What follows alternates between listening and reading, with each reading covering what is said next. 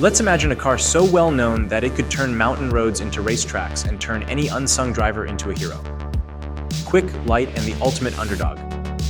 Here is a story of how a car became grand in the history of motoring without needing much power or all those showy pretensions, the Toyota AE86. Welcome to JDM Legends, where we give you the underbelly of Japanese car culture, the stuff that matters.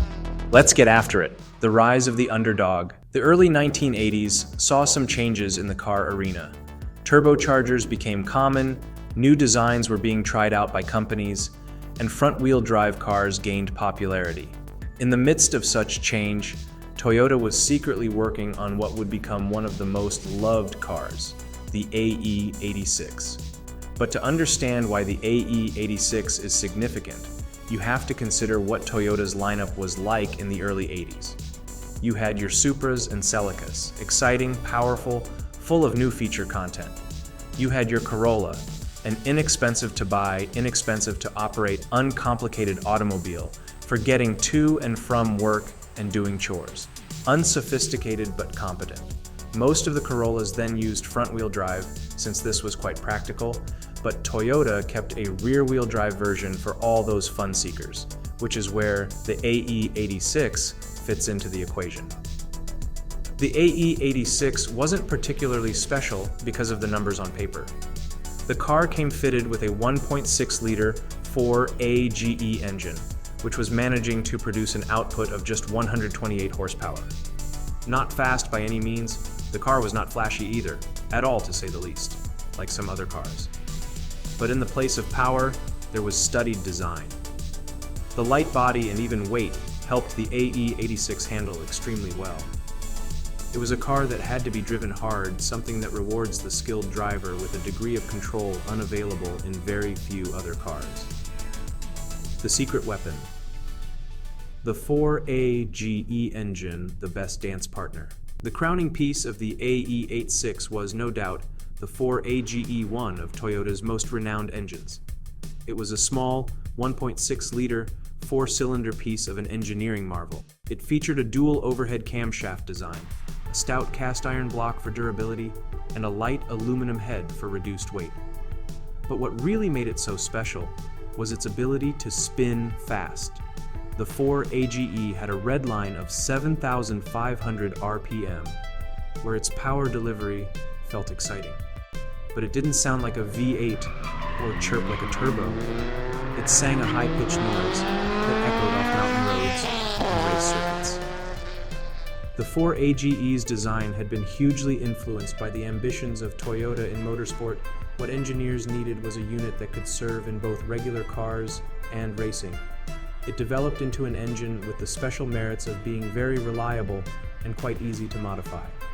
Whether it was an amateur track day driver or a Sunday afternoon slider, all were able to have an excellent base in the 4AGE. The AE86 was more than just the engine. The magic was done within the frame. With a 50-50 weight distribution, the car was fantastically balanced, capable of easily handling corners. Unlike most of its rivals, the AE86 didn't use trick suspension settings. Instead, it used a plain old live rear axle, far more common in muscle cars of the time than lightweight coupes. On paper, this may seem like a weakness, but the fact is that made the AE86 more stable and far easier to balance, especially for those who enjoyed power sliding their way through corners. And slide they did. Finding a loyal following in Japan amongst street racers and drifters, it exploited the lightweight design and rear-wheel drive of the AE86 to ply their trade in an oversteer. It was one of those cars that invited you to push your limit, paying off skills and bravery in equal measure. A star is born, the Drift King and the AE86. But while the AE86 was gaining followers on the road, it was earning even more on the various forms of motorsport. Everything from rallying to touring car championships would see the little car compete, and perform far above the lowly expectations many held of it. Quick and reliable, it wasn't long before the little car started to win regularly.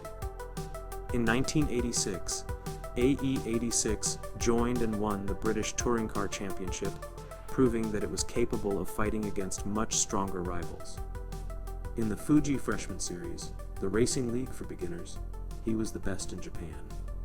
The AE86 was more than just a car. It was a place for talent to be tested. But it wasn't professional racers alone who liked the AE86. On mountain roads of Japan, known as Tuge, a new group of drivers found out what this car was capable of doing.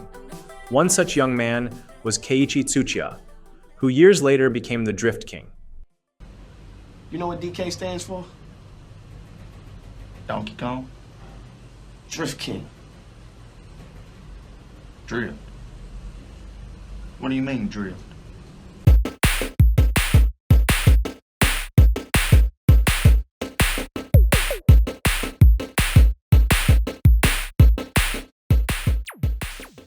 Tsuchiya's story is every bit as famous as the car. As a young boy in rural Japan, he spent countless nights mastering his craft on the mountain roads that surrounded his home. The car was an AE86. Unlike most everybody else, Tsuchiya didn't care so much about going fast. He wanted to learn how to drive it well, to make it move through corners effortlessly and with finesse. Tsuchiya soon gained recognition for his drifting skills. As more and more fans started showing up to see him slide his way through the mountain road corners, the media wasn't far behind either.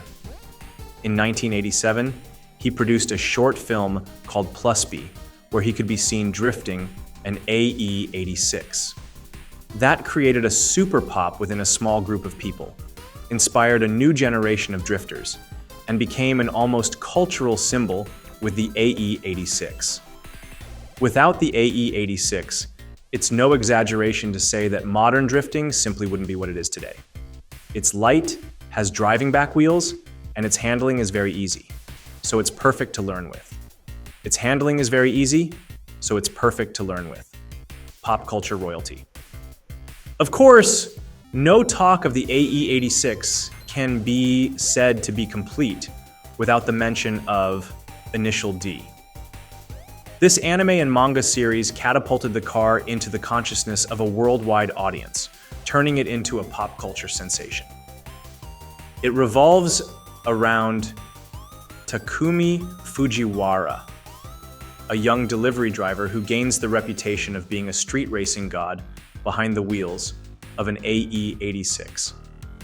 What made Initial D interesting was not exactly the racing sequences, but more so how it portrayed the spirit of the AE86, not as some unbeatable supercar, but as an underdog car, which, if driven skillfully and with determination, was able to perform quite well. In the case of AE86 to the fans of the series, it isn't just a car. It's an emblem of hard work, persistence, and passion. If you've ever been caught in the spell of an iconic car, you'll know that it's not always about raw power or sleek designs. Sometimes, it's the underdog story, the scrappy fighter that earns its legendary status against all odds. And few cars exemplify this spirit better than the Toyota AE86. Known by fans as the Hachiroku, Japanese for 86, this unassuming Corolla has cemented its place in automotive history. Welcome to JDM Legends, and let's see what is essential to learn about the Toyota AE86. To understand why people like the AE86, you need to know its background. In the early 1980s, Toyota was known for making reliable and practical cars. The Corolla, a popular car in many places, was praised for being efficient and cheap. But the AE86 was not the same. While most Corollas were moving to front-wheel drive to save fuel, Toyota chose to keep the AE86 rear-wheel drive. Why? Because car lovers wanted it that way. All this with rear-wheel drive helped with the balance of handling, and most importantly, made the car much more fun to drive. Throw a lightweight frame into the mix, well, you've got something else. The AE86 was not made to be very showy or very powerful. Rather, it was made to give pure driving enjoyment. The power plant.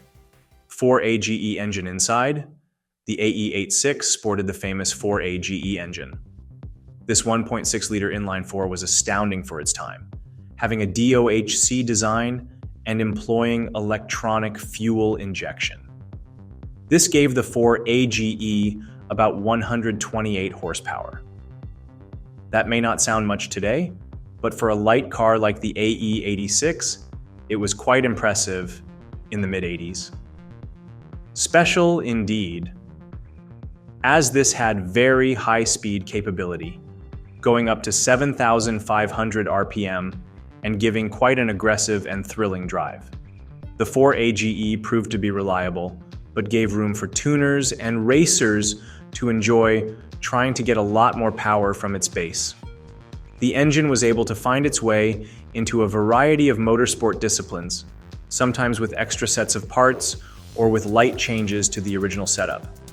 The two most common forms the AE86 took were as either the Levin or the Trueno. They both came in either a two-door coupe or a three-door hatchback. But their major differences were essentially in the headlight designs, the fixed of the Levin and the pop-ups on the Trueno. One Trueno reached iconic status due to its role in both anime and popular culture, particularly in the hit Initial D series, which propelled it into car lore. Both were different in looks, but shared mechanical relations. Both had an identical chassis, the same engine, and the same performance underneath. No matter if you like the Levin's smoothened out shape or the fun style of the Trueno, it was just the intent of the AE86 to give you a practically the same brilliant driving experience. And that is why the fans loved the AE86. The lightweight champion, Initial D, and the drift scene. You might probably be wondering what's the weight of the AE86. Well, the AE86 weighed just a smidge over 2,300 pounds, making it quite light. It was its low weight that helped with good handling and the comments from newbie and professional racers alike. It had an almost perfectly weighted balance, while helping along its status as the driver's car, where a steady handling car would easily be pushed to its limits. Unlike most sports cars of that time, the AE86 didn't have any complicated suspension system that would make it handle well. Instead, it had a simple live rear axle, really an old-fashioned feature that made the car easy to drive and fun. It was a very easy to get into slides and drifts, and that made the AE86 a perfect car for learning how to control the car. You can't mention the AE86 without talking about its size in both drifting and the Initial D anime series. The main character, Takumi Fujiwara, uses his pop's Trueno AE86 to make some delivery runs for Tofu, and just so happens to be a surprise street racing hero. That showed the car in action on the windy mountain roads they call Touge, and just sealed that car into the cultural psyche. But Initial D wasn't the sole show where the AE86 appeared. That car has also played an important part in Shuto Kusoku Trial, a less famous street racing series, and has even popped up in the Fast and Furious movies to give a nod to drifting culture. These, along with real-life racing names such as Keiichi Tsuchiya, aka the Drift King, has solidified the AE86 into a representation of precision, prowess, and a deep passion for driving. As fate would have it, the AE86 gained popularity in the 1980s and 90s as the darling of the drifting scene. Drivers like Keiichi Tsuchiya, better known to most as the Drift King, developed their techniques behind the wheels of an AE86. Light, rear-wheel drive, and a great handler, the AE86 was tailor-made for sliding through corners. Early drifting videos, such as Plusby, which showcased Tsuchiya's skills with an AE86, helped bring drifting into the light of day around the world. Racing pedigree, and why the AE86 is still relevant. Some people may know that the AE86 is famous for being good at drifting, but it is also a good racing car. It competed in various forms of motorsport, including rallying, touring cars, and one-make races. Its balance and reliability contributed much to competing well with stronger rivals. The AE86 won so many races in BTCC, showing how competitive it was on the track. Because of its competitive nature, both on and off the track, success in racing made this car even more appealing and lured one generation of automobile lovers into considering the AE86 as more than a regular car. The story of the Hachiroku Toyota stopped the production of AE86 in 1987, hence the end of that era. But the legacy of the car is still thriving. Not a reminiscence, but the AE86 is still a car talked about for driving dynamics, tunability, and cultural significance. To celebrate that, in 2012, Toyota uncovered a brand new sports car, the Toyota 86, which also carried the Subaru BRZ and Scion FRS badges. It maintained most elements of its ancestor that made the latter so divine to drive, including but not limited to rear-wheel drive, light framing, and clear orientation on driving pleasure. The 86 revived popularity in the affordable sports car, much like its predecessor did many years in the past. The AE86 is not just a car, but a statement of what driving is all about. You really don't need a whole load of power or the latest technology to have a good time on the road. You can trace its influence on everything from modern-day sports cars to a global drift culture it paved the way for. To the enthusiast, the AE86 signals a golden era of Japanese automotive engineering. The AE86 is one of those cars that can punch above its weight. It's a car that's always going to deliver thrills and lifelong memories, be it through Initial D, drifting, or just an intrinsic love of underdog stories. The AE86 is definitely worthy of becoming one of the most revered automotive legends. The AE86 is not just a car, it's a movement, a great part of the culture, a racing legend, and the symbol of pure driving. What originally came out as a humble rear-wheel drive Corolla happened to develop into a drift icon. The AE86 has made its way into the hearts of car lovers around the world. Its story is one of passion, new ideas, and the enduring allure of a well-made vehicle. That concludes today's information about the Toyota AE86. Which do you think is cooler, the Levin or the Trueno? So, if you enjoyed this feature on the Toyota AE86, please smash that subscribe button and be part of our growing community of JDM enthusiasts. Like the video? Thumbs up. It's really a big help for us, so we could create more content you love. Share with us in the comments section below your favorite AE86 moment or story, and we will love to hear from you. Catch you guys in the next video.